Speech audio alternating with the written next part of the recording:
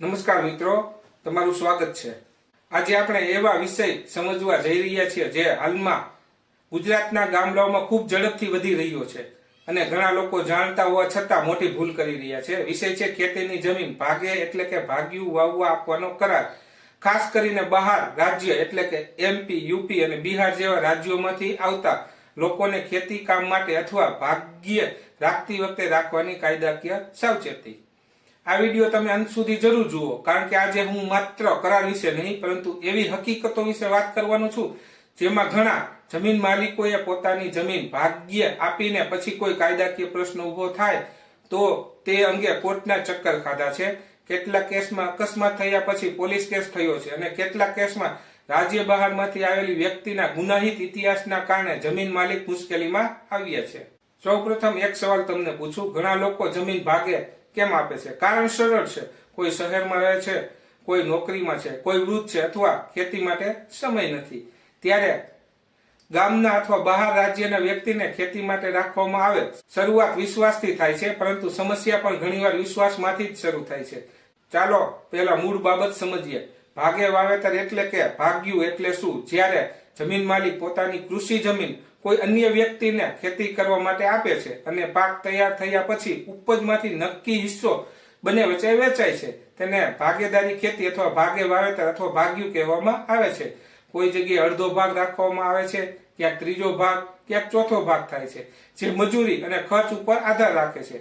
ગામમાં આ સામાન્ય પ્રથા છે, પરંતુ કાયદાની નજરે આ ખૂબ સંવેદનશીલ બાબત છે। ગુજરાતમાં કૃષિ જમીન સંબંધિત મહત્વનો કાયદો બોમ્બે ટેનન્સી એક્ટ અને એગ્રીકલ્ચર લેન્ડ એક્ટ 1948 છે। આ કાયદા હેઠળ કેટલીક પરિસ્થિતિમાં લાંબા સમય સુધી ખેતી કરનાર વ્યક્તિ ભાડુતી હકનો દાવો કરી શકે છે। સામાન્ય રીતે ગુજરાતમાં આવું બનતું નથી, પરંતુ કાયદો છે એટલે શરૂઆતથી જ સાવચેત રહેવું જરૂરી છે।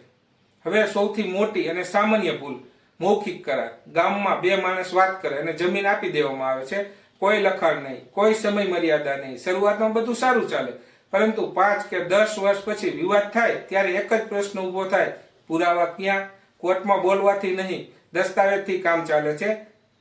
સૌથી પ્રથમ નિયમ, હંમેશા લેખિત કરાર કરો।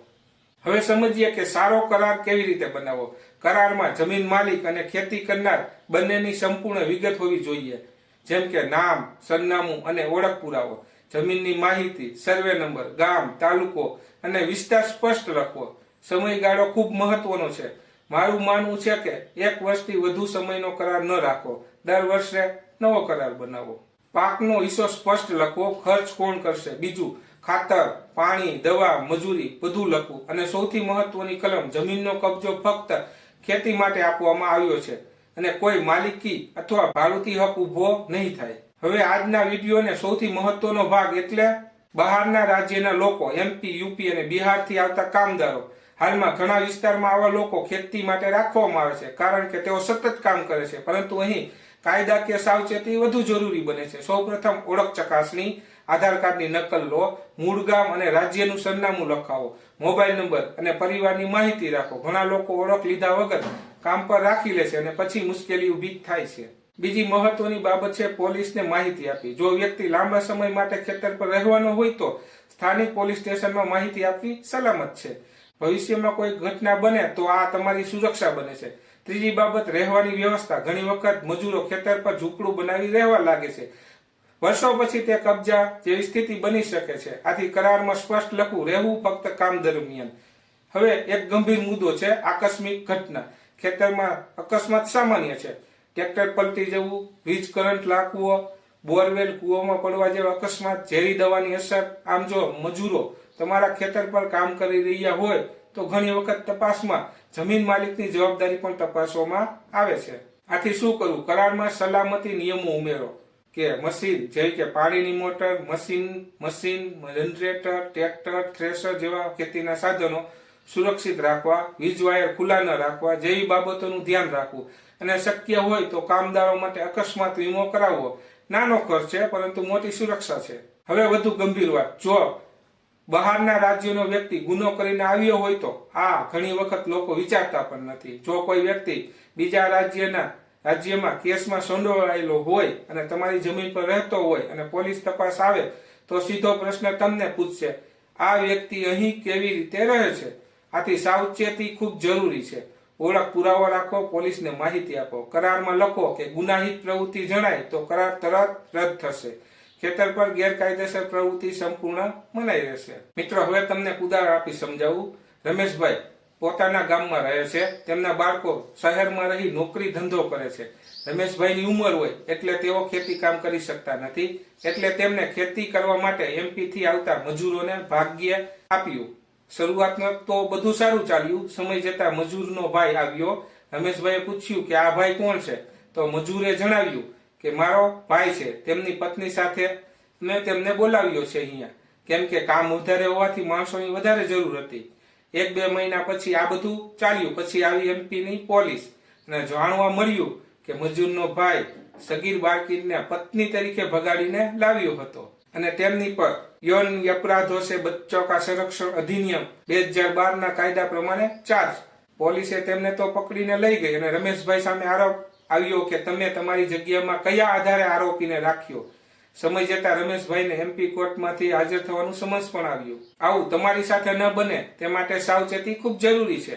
આમ મજૂરો રાતે દારૂનો ધંધો કરે કે ગાંજો જમીનમાં વાવે, જવાબદાર કોણ? જમીન માલિક પણ થઈ શકે છે. આમ જો અગાઉથી સાવચેતી રાખેલ હોય તો સારું રહે. હવે બીજી મોટી ભૂલ, જમીન માલિક શહેરમાં રહે છે અને વર્ષો સુધી જમીન જોવા જતો નથી. આ સ્થિતિ સૌથી જોખમી છે. સમયાંતરે ખેતરની મુલાકાત લો, ગામના લોકો સાથે સંપર્ક રાખો, પાક વેચાણનો હિસાબ રાખો, બેંક દ્વારા લેવડ દેવડ કરો અને નિયમિત 7/12 ના ઉતારા તપાસો. એક સાચી વાત યાદ રાખો, જમીન આપવી સરળ છે પણ કોઈ કાયદાકીય જવાબદારી આવે તો તે વખતે મુશ્કેલી વધી જાય છે. મિત્રો, આ વિડીયો તમને ડરાવવા માટે નથી પરંતુ તમને જાગૃત કરવા માટે છે. આજના આ વિડીયોનો મુખ્ય ઉદ્દેશ ખૂબ સરળ છે. વિશ્વાસ રાખો પરંતુ કાયદાકીય સુરક્ષા સાથે. લેખિત કરાર કરો, ઓળખ ચકાસણી કરો, પોલીસને માહિતી આપો, તેમજ અકસ્માત ન થાય તે માટે સુરક્ષા રાખો અને જમીન પર તમારી હાજરી રાખો.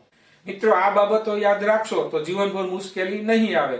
જો તમને આ માહિતી ઉપયોગી લાગી હોય તો વિડીયોને લાઈક કરો, શેર કરો અને ચેનલને સબસ્ક્રાઇબ કરજો. કારણ કે અહીં આપણે એવી માહિતી આપીએ છીએ જે સીધી તમારા જમીન, તમારા અધિકાર અને તમારા ભવિષ્ય સાથે જોડાયેલી છે. ખેતીની જમીન ભાગે વાવવા આપવી ગેરકાયદેસર નથી, પરંતુ યોગ્ય કાયદાકીય સાવચેતી વગર આપશો તો ભવિષ્યમાં જમીન અકસ્માત, જવાબદારી અથવા પોલીસ તપાસ જેવી ગંભીર મુશ્કેલીઓ ઊભી થઈ શકે છે. આથી હંમેશા યાદ રાખો, 1. લેખિત કરાર ફરજિયાત કરો. 2. સમય મર્યાદા રાખો અને દર વર્ષે નવો કરાર કરો. 3. રાજ્ય બહારના વ્યક્તિની સંપૂર્ણ ઓળખની ચકાસણી કરો. 4. જરૂર હોય તો પોલીસને માહિતી અથવા વેરિફિકેશન રાખો. પછી ખેતર પર કાયમી રહેવાની મંજૂરી ન આપો. અકસ્માત, સુરક્ષા અને સલામતી નિયમો રાખો. જમીનની નિયમિત મુલાકાત લો અને રેકોર્ડ સાચવો. વિશ્વાસ રાખો પરંતુ કાગળ અને કાયદાકીય સુરક્ષા સાથે કામ કરો. એ જ સમજદાર જમીન માલિક ખેડૂતની સાચી ઓળખ છે. મળીએ આગામી વિડીયોમાં નવા મહત્વપૂર્ણ વિષય સાથે. ધન્યવાદ.